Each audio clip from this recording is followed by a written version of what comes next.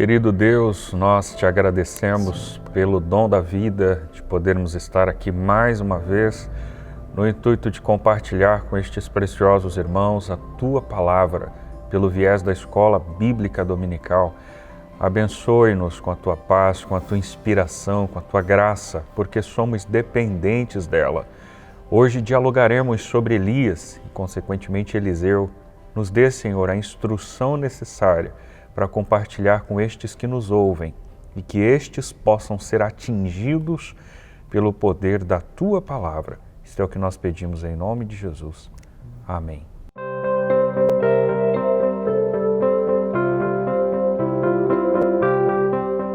Olá, queridos pais do Senhor Jesus. Que alegria receber você aqui mais uma vez para dialogarmos mais uma lição da nossa Escola Bíblica Dominical.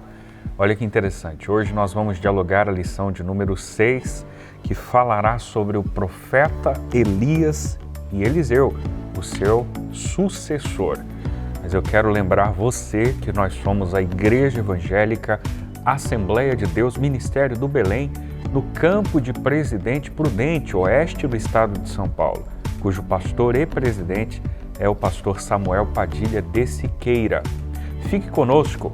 Se você ainda não se inscreveu no canal, eu reforço que você deveria se inscrever no canal, ativar o sininho das notificações, deixar o seu like e registrar o seu comentário diante do quadro que será apresentado na aula de hoje. Observe o que nós temos já de início no nosso texto áureo, pautado no capítulo 2, versículo 9 do segundo livro histórico de Reis.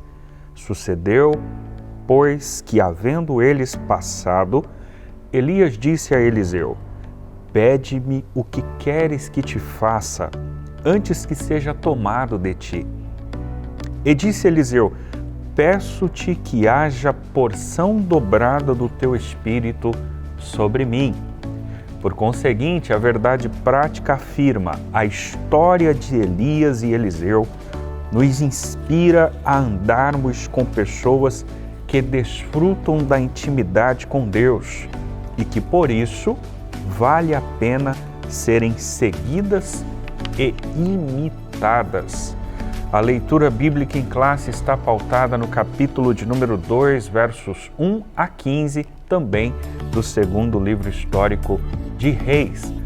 Para dialogar, introduzir e comentar o tópico primeiro, que fala sobre a despedida de Elias, eu convido para essa exposição o meu amigo Júnior Santiago. Paz do Senhor, Júnior. Paz do Senhor, Diego. Paz do Senhor, meus irmãos. E nós estamos muito felizes porque já falamos sobre um personagem e estamos nos despedindo dele para poder introduzir outro personagem muito interessante nessa história que analisa aí o livro de 1º e 2º Reis. Irmãos, o ministério de Elias finaliza-se, depois de ter todas aquelas batalhas e ter vivido tudo aquilo que ele viveu, ele finaliza passando o cajado, na verdade passando a capa, no caso, E ele termina o seu ministério de uma forma maravilhosa, sendo transladado, arrebatado aos céus, ainda vivo. É uma figura emblemática aí, um acontecimento praticamente inédito em toda a Bíblia, em toda a história. Depois nós vemos, antes de Elias, Enoque sendo arrebatado, transladado, tomado para Deus. E nós vemos depois Jesus sendo, após a ressurreição, o primeiro a ser arrebatado vivo pós-ressurreição, também assunto aos céus. Mas, irmãos, quando Elias é arrebatado, ele, antes disso, é comissionado por Deus a nomear um sucessor, a entregar todo o seu ministério e a continuidade desse ministério a uma outra pessoa. Quando eu li sobre esse tipo de coisa, eu achei uma coisa muito interessante, o fato de Elias já saber de antemão quem o sucederia. Deus, lembre-se, na última lição nós falamos que Deus dá ordens a Elias, tanto relacionado a um rei estrangeiro, quanto a um rei local, e também com relação ao seu próximo, a quem sucederia ele no ministério, no caso, Eliseu. Ou seja, Elias já tinha um direcionamento. Mesmo assim, Elias treina Eliseu e o faz acompanhá-lo durante todo o resto de sua jornada até o momento em de seu translado. Prepara Eliseu de certa forma. Eu acho muito bonito o fato de uma pessoa que tem um ministério já pensar na sua sucessão, já pensar em quem vai tomar o seu lugar e não pensar que na verdade a sua cadeira é permanente. Afinal, a nossa vida é transitória. E se a vida é transitória, por que o ministério seria permanente? No final das contas, nós temos que sempre pensar em uma dimensão muito maior, ter uma visão muito maior. E você, por exemplo, professor de escola dominical, já deve pensar, por exemplo, quem o sucederá dando aula para a sua turma. Qual será o próximo líder que você irá treinar, para imitá-lo e fazer com que você, sendo referência, seja também dê continuidade ao seu ministério, ao seu nome exatamente, como um professor, tendo, por exemplo, você como referencial. É muito bonito quando Paulo fala aos seus conversos, aos seus convertidos, não só em uma carta, mas em várias cartas, ele dá esse entendimento: olha, me imitem, né? Sejam meus imitadores, assim como eu sou de Cristo. Apesar disso ser um texto específico, todo o corpo paulino traz essa ideia de Paulo que se usa como referência, tendo por trás uma referência ainda maior, Cristo. Nós caminhamos nesta vida tendo Cristo como referência e buscando ser referência para outras pessoas. Elias foi referência para Eliseu e termina o seu ministério passando o cajado com tranquilidade, sabendo que entregou para quem Deus havia dito já que era para entregar. Essa é um sumário do que o primeiro ponto vai já nos trazer.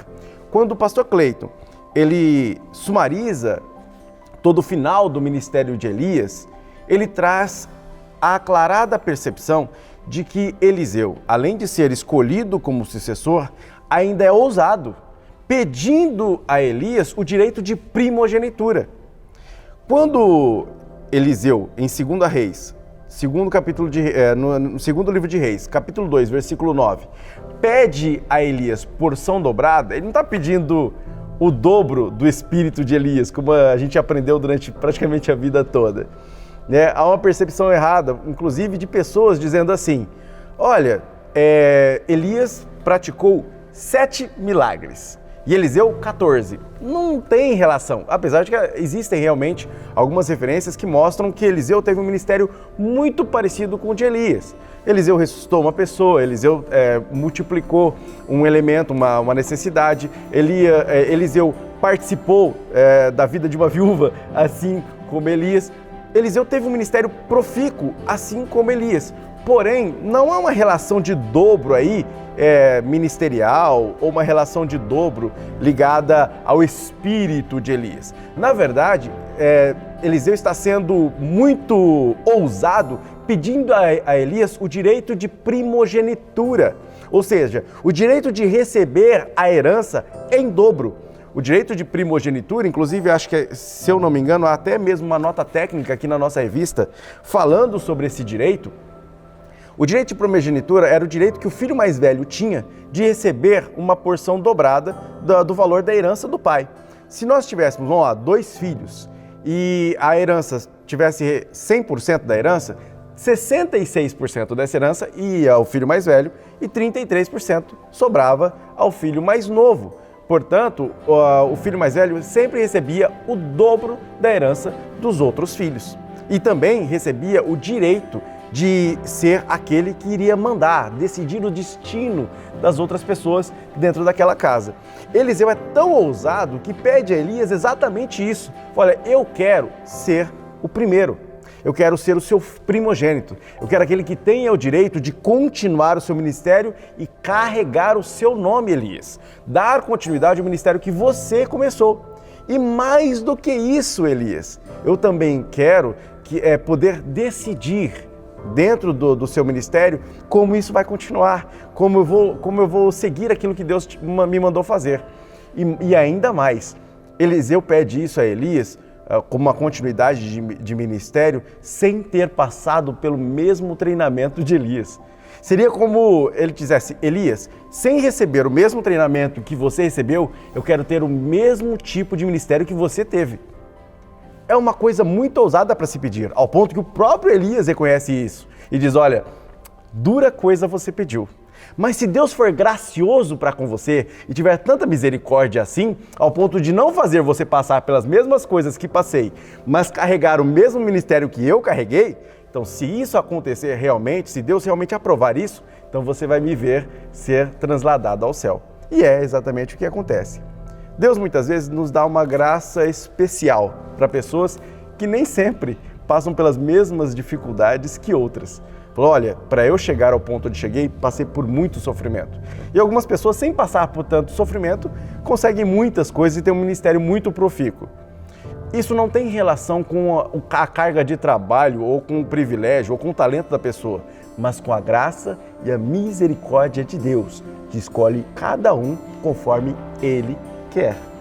Por isso, temos uma lição muito importante aí nessa despedida de Elias, que mostra a grandeza dele em escolher um sucessor, ou pelo menos treinar este sucessor para acompanhá-lo, e também nos ensina como o sucessor deve ser ousado também ao pedir esse direito de primogenitura. Quando, nesses pontos, primeiro, falando sobre como o ministério de Elias termina, depois, falando do quanto era grande a alma de Elias, né, como ele tinha grandeza de alma, e também falando sobre os lugares onde Elias passa nessa sua despedida, o pastor Clayton traz exatamente esse momento final do ministério do profeta Elias e a companhia do profeta Eliseu. Depois de sair vitorioso de tantos feitos, depois de inclusive ter tido o privilégio de posteriormente aparecer como representante do ministério profético, junto com Moisés, representando a lei, ao dialogar com Cristo no Monte da Transfiguração, Elias mostra que ele é um personagem emblemático no Antigo Testamento, que mostra a hombridade de uma pessoa que profere a palavra de Deus. Lembre-se que Elias veio de um lugar totalmente isolado e que ninguém conhecia, Tisbé. Veio do anonimato para o estrelato em apenas um ato. No entanto, manteve grandeza de alma e serenidade para, inclusive na hora certa, passar o cajado, passar a sua cadeira, passar a sua capa para uma próxima pessoa. Ele nunca proferiu uma profecia de longo prazo, é o que diz aqui a lição. E ele mostra com isso que a grandeza do ministério de alguém não é pelo tanto de tempo que ocupa uma cadeira, ou pelo mesmo alcance disso. Não. A grandeza do ministério de uma pessoa está no como e no quanto ela obedece a Deus e se entrega para fazer aquilo que Deus mandou que ela fizesse. Pois muitas vezes apenas um ato faz uma diferença na história. Eu me lembro que uma vez conversando com um pastor, eu disse isso: olhe, você pode não ser o Spurgeon, você não pode não ser o William Carey, mas você pode ser a pessoa que discipulou William Carey. Você pode ser a pessoa que pregou para Spurgeon. E com apenas um ato, naquela pregação, chamando Spurgeon para frente para se converter e Spurgeon se convertendo, Spurgeon, influenciado por essa pessoa, conquistou mais de 1 milhão de almas para Cristo. Ora, se você não pode ser o Spurgeon, seja aquele que discipula, seja aquele que ensina, porque pode ser que dentro da sua classe, meu caro professor, exista um Spurgeon. Pode ser que dentro da sua classe exista um Eliseu para você treinar. Portanto, valorize o seu ministério. Não pense que o seu ministério só será bom se você for ao estrelato ou se você tiver um grande ministério em termos de tempo ou em termos de fama. Lembre-se que nisso você consegue alcançar realmente aquilo que Deus quer que você faça. E nessa despedida, Elias passa pelos lugares onde tinha lembranças. O pastor Clayton segura apenas Gilgal, mas ainda nós podemos citar Betel, podemos citar o próprio Jordão. Gilgal era o local de grandes começos. O pastor Swindoll, ele diz o seguinte, que no último dia, Elias visita os lugares significativos para a sua vida e seu ministério. Gilgal era o lugar de grandes começos, Betel era o lugar de oração e adoração, e Jericó era o lugar de batalhas, até chegar ao Jordão, que era o seu lugar de morte. A gente também passa por um lugar de começo, o nosso Gilgal. Um lugar de oração, o nosso Betel. E o nosso lugar de batalha, Jericó. Essa é a nossa vida, é a vida enquanto vivemos aqui na terra. Até atravessar o Jordão e ir até o encontro de nosso Senhor. Essa é a nossa vida, a exemplo de Elias, que também era uma pessoa humana, como eu e como você.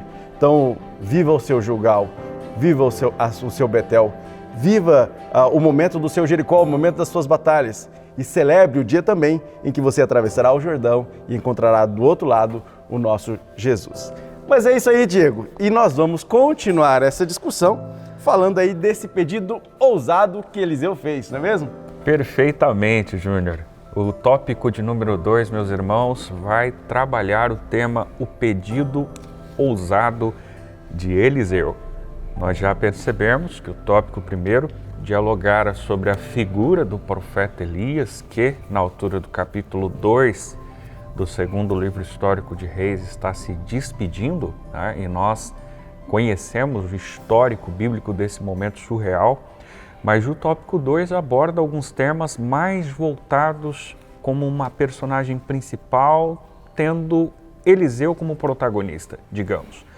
A fidelidade de Eliseu é o assunto primário desse tópico de número 2, e aqui a gente consegue exaurir algumas informações, se não vejamos. Observe que o pastor Pomerining diz: Elias disse a Eliseu que ele não precisava ir aonde Elias pretendia chegar. Você consegue, a partir das entrelinhas do próprio texto, versos 1 a 6, mais estritamente do capítulo de número 2, perceber que estas informações estão minuciosamente detalhadas aí. É claro que tanto Elias quanto Eliseu dispunham de uma relação muito amistosa, muito amigável. Havia uma reciprocidade na relação. No entanto, Elias, quero crer, sabedor do que lhe estava prestes a acontecer, ele resolve poupar a figura de Eliseu daquele magnífico ato. Ele não esperava também, por não ser um sujeito onisciente e perscrutar o coração de seu amigo, que Eliseu respondesse de imediato: olha, Elias, eu não arredarei o pé daqui, eu não lhe deixarei. Interessante que durante a viagem, e aí o Júnior já deu spoiler com relação a isso, e por sinal, inclusive, belas impressões nós tivemos a partir da figura de Charles Swindoll com relação às cidades perpassadas por estes dois amigos.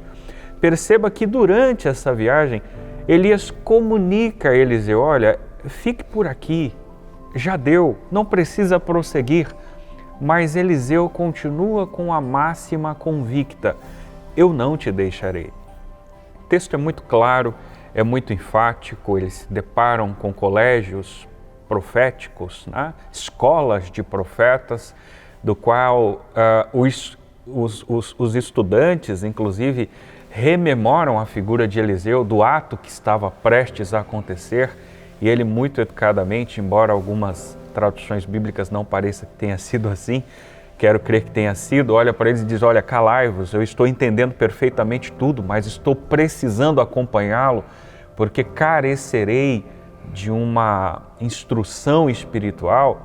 A gente percebe que durante esse percurso, a fidelidade de Eliseu se dá justamente por isso. Porque embora Elias estivesse ciente do que estava prestes a acontecer, ele tenta conter Eliseu, que insiste em acompanhá-lo de Gilgal a Betel, por conseguinte a Jericó e até o Rio Jordão, onde vai acontecer esse momento esplêndido. Mas o ponto de número 2, ainda sobre essa ousadia e intrepidez do profeta Eliseu, observe que o tema também é bastante sugestivo, porque fala exatamente sobre a porção dobrada. E aqui nós temos uma citação que se restringe ao verso 9 do capítulo 2 de 2 Reis, mais especialmente a parte B, quando enfaticamente Eliseu olha para Elias e diz: peço-te que haja porção dobrada do teu espírito sobre mim. Agora, eu não posso me dar ao luxo de me esquivar de que antes dessa afirmação e pedido feito por Eliseu a Elias, Elias dissera a Eliseu que ele poderia pedir o que ele quisesse. Naturalmente que eu posso criar adendos, abrir parênteses e supor que Elias não imaginava que o pedido, como dissera meu amigo Júnior, fosse demasiadamente tão pesado assim. Mas Eliseu, aproveitando a deixa, o gancho, pedira porção dobrada do espírito de Elias sobre si. A explicação foi muito clara, eu reforço no intuito de ser pedagógico. 2 lições com relação à porção dobrada podem ser exauridas aqui. A primeira delas é exatamente o que o Júnior colocou. A terminologia se refere à herança que comumente o filho primogênito recebia de seu pai. O próprio texto, pastor Clayton faz essa observação aí no item 2, com relação ao que acontecia de fato, era uma herança em 2 partes que o primogênito recebia de seu pai. Então, o caso aqui nos leva a entender que Eliseu pretendia logo, conhecendo esse histórico cultural e social, receber de seu pai espiritual, Elias, porção dobrada de seu ministério profético. Uma outra lição que cabe ressaltar em relação à porção dobrada é que a intenção de Eliseu não era exibir-se, mas sim se aprimorar em relação aos desafios enormes que estavam por vir. Concordo ipsis literis com meu amigo Júnior com relação ao que ele comenta dos milagres dobrados, porque o próprio pastor Clayton consegue usar uma nomenclatura de pelo menos 18 milagres feitos pelas mãos de Eliseu. Então essa máxima, às vezes abordada como se um fez 7, outro 14, não é uma ideia que consegue aplacar de fato a ideia da porção dobrada. Porque quando o falamos assim, a gente leva a ideia do dobro matematicamente e literalmente. E essa não é a ideia, essa não é a primazia. Inclusive, acho que vale ressaltar e destacar também que diversas vezes, respeitando naturalmente a simplicidade em dados momentos e a interpretação que este ou aquele fez do texto, mas como estamos numa escola, vale a pena destacar esse ponto. Já vi algumas pessoas se utilizar do texto, mas inferir para a sua própria vida espiritual e orar a Deus dizendo: Deus, me dê porção dobrada do seu espírito. Irmãos, francamente, conhecendo a nossa casca, a nossa matéria, a nossa condição de humanos imperfeitos e pecadores, nós malemar, entre aspas, temos condições de obter em nós a porção única do Espírito de Deus. Imagine a porção dobrada.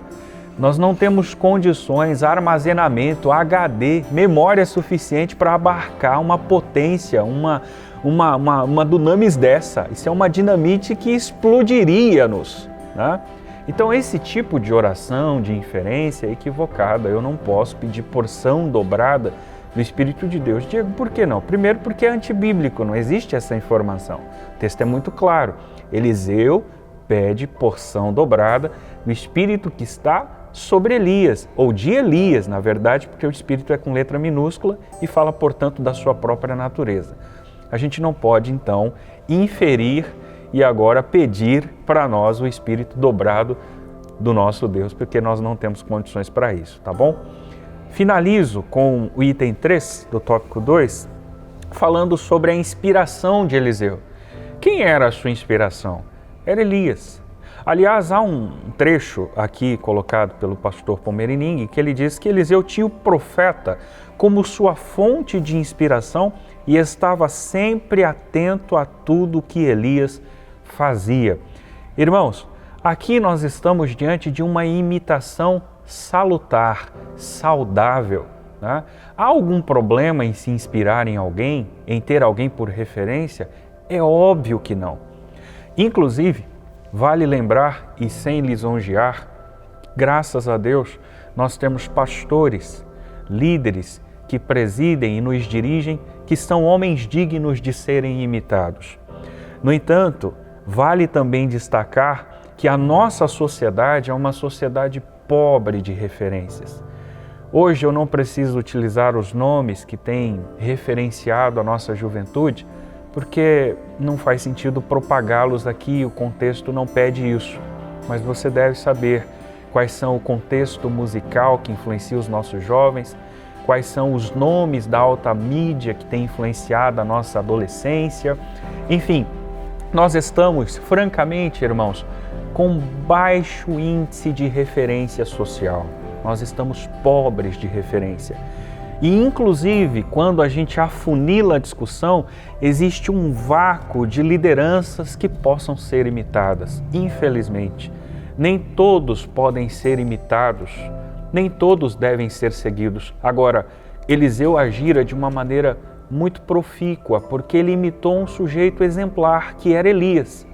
Agora, vale destacar, para finalizar o tópico 2, que essa imitação é uma imitação que se dá com relação ao caráter, ao perfil, ao proceder, ao comportamento e não estritamente à personalidade. Porque Elias e Eliseu têm personalidades distintas e isso precisa ser valorizado.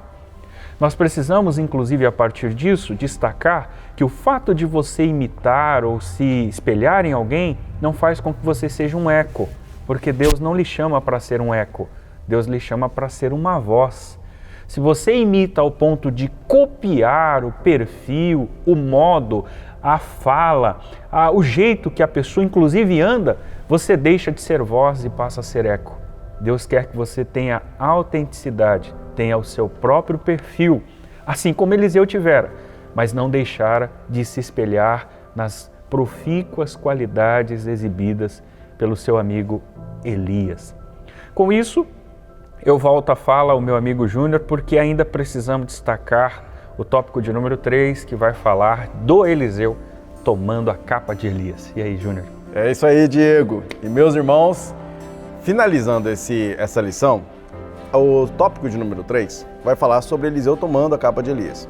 E ele se divide em 2 pontos. O primeiro vai falar sobre a comunhão que existia entre esses 2 personagens, Elias e Eliseu. No caso, um mestre e seu pupilo, o profeta e seu sucessor, ou simplesmente podemos entender 2 amigos. E também vai falar sobre essa sucessão, a entrega da capa e o que ela representava.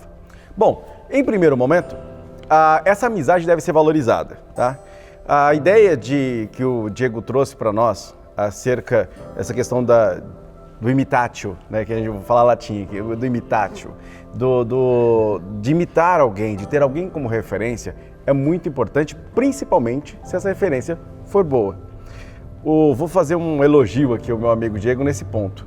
A percepção de que nós devemos imitar a conduta, devemos imitar o caráter, mas jamais tentar imitar voz, trejeito, olhar, vocabulário, né? Essas coisas são não imitações.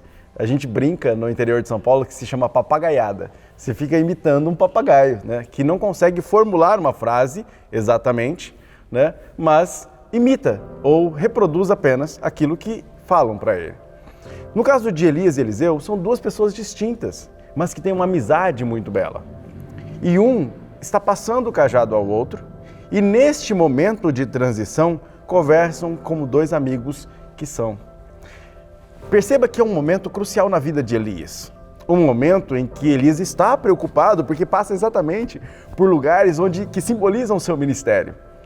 E ele tenta afastar Eliseu, como bem disse Diego, desse momento de tensão que será ele se separar da terra, de tudo que ele viveu, né? Quando, nesse momento, a presença de um amigo é muito importante. E o próprio Elias tenta, na verdade, preservar Eliseu. Mas Eliseu está preocupado com o seu amigo. Portanto, não arreda o pé de ti, porque eu quero estar presente no momento mais importante da sua vida. Ah, como é bom, meus amigos, ter um amigo na hora da dificuldade, um amigo na hora da dor, um amigo na hora de um momento muito importante, seja bom ou um momento ruim dentro da sua vida. Estes 2 caminhavam como amigos em momentos especiais para os 2. Um finalizando o seu ministério, o outro iniciando o seu ministério, mas caminhavam e conversavam juntos como amigos. Dentro da igreja, dentro do reino, é importante que tenhamos amigos e que essa amizade seja verdadeira e sincera, porque assim ambos crescem. Imagine só todo mundo sendo amigo dentro da igreja. É claro que é uma coisa meio que idílica, um ideal, mas assim buscamos, que nós convivamos dentro da casa do reino de Deus, dentro da casa de Deus, como irmãos que somos. Não degladiando, ou disputando, ou se medindo, mas se amando, se conectando, fazendo com que um cresça junto com o outro. É assim que o reino de Deus cresce, com amizade sincera. Inclusive, a palavra amizade no Novo Testamento tem o mesmo sentido de amor. É um amor de amigo, um amor fraterno, filéu. Portanto, essa amizade que existia entre Elias e Eliseu representa exatamente este amor que existia entre dois irmãos que iniciavam e terminavam, respectivamente, as suas vidas e os seus ministérios. Bom, passado isso, e visualizado isso como exemplo para nós seguirmos dentro da igreja e dentro do reino de Deus, Elias deixa de herança para Eliseu a sua capa, que era um sinal representativo de uma transmissão de ministério. Assim como Moisés passando o cajado para Josué, assim como Jesus deixando para os discípulos a missão de continuar a sua missão, a missão de Jesus na terra, e os discípulos deixando esta missão, os apóstolos, deixando esta mesma missão para nós, continuar este ministério, assim também é um símbolo que Elias deixa para Eliseu. Olha, a partir de agora você será reconhecido pelo meu sinal, pela minha capa. E isso é importante porque na hora de atravessar o Jordão, se Eliseu não tivesse recebido realmente a porção dobrada, ou seja, não tivesse recebido realmente esta sucessão e a graça de Deus sobre si, como ele atravessaria o Jordão?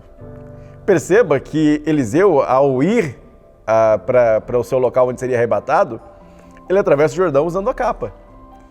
E na hora de voltar, Eliseu precisava usar a capa para voltar. Se Eliseu não tivesse conseguido aquilo que ele foi buscar, ele provavelmente teria que nadar ou caminhar muito para tentar contornar o Jordão num lugar mais fácil de ser contornado. Porém, exatamente o fato de ele usar a capa de Elias e chamar para si a responsabilidade do ministério de Elias, é que ele diz: onde está o Deus de Elias? Bate a capa de Elias na água e o que as águas fazem? Se abrem. Ao fazer isso, ele é reconhecido por si mesmo, ele percebe que realmente o seu pedido foi atendido, mas também diante de todos os outros, diante de toda a sociedade, representado aqui no texto pelos filhos dos profetas, que veem em Eliseu, portanto, o sucessor de Elias, não só nominalmente ou como um documento que o fazia ser diretor da escola de profetas daquelas cidades fundadas por Elias, daquelas escolas fundadas por Elias. Não, mais do que isso, eles veem que o espírito e a unção de Elias estava sobre o seu sucessor, Eliseu. E assim, portanto, se prostram em obediência ao seu novo mestre, ao sucessor de Elias, Eliseu, e aí passam a seguir, portanto, as determinações de Eliseu.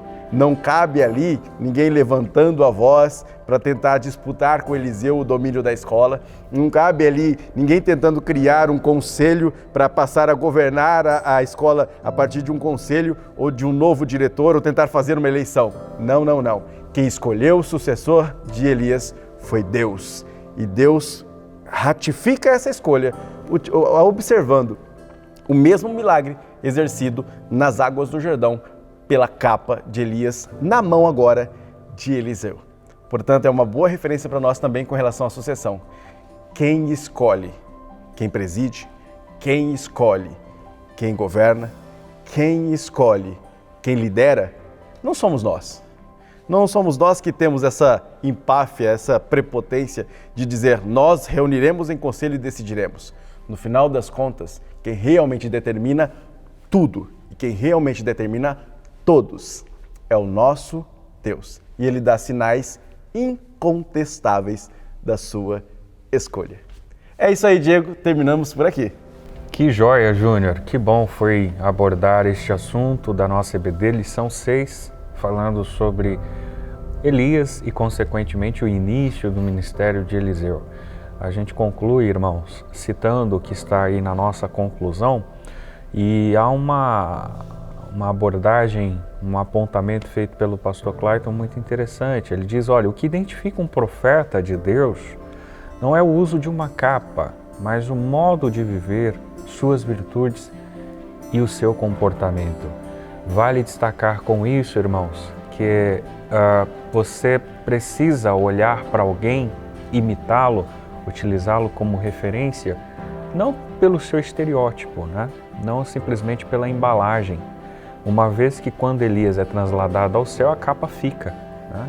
Ou seja, eu não posso me espelhar em alguém simplesmente por aquilo que vejo patente aos meus olhos, mas o conteúdo é mais importante, né?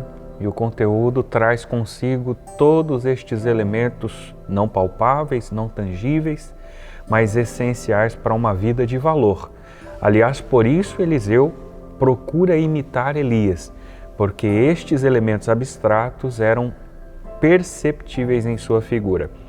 O pastor Pomerining encerra sugerindo que também nós, ao imitarmos alguém, precisamos ter a leve consciência de que precisamos também nos colocarmos como exemplos para outros. Ou seja, outros, por certo, se espelharão em nós, de alguma forma, de alguma maneira. E espera-se que isso ocorra porque refletimos a imagem do Senhor, olha só, não somente nas palavras, mas principalmente em nossas ações. Nós agradecemos a vocês pela interação, pela participação, por estarem aqui nessa programação. Compartilhe esse vídeo com mais pessoas, deixe o seu like, registre o seu comentário e esteja conosco aí na próxima aula, querendo Deus. Não é isso, Júnior? É isso aí, pessoal. Deus abençoe.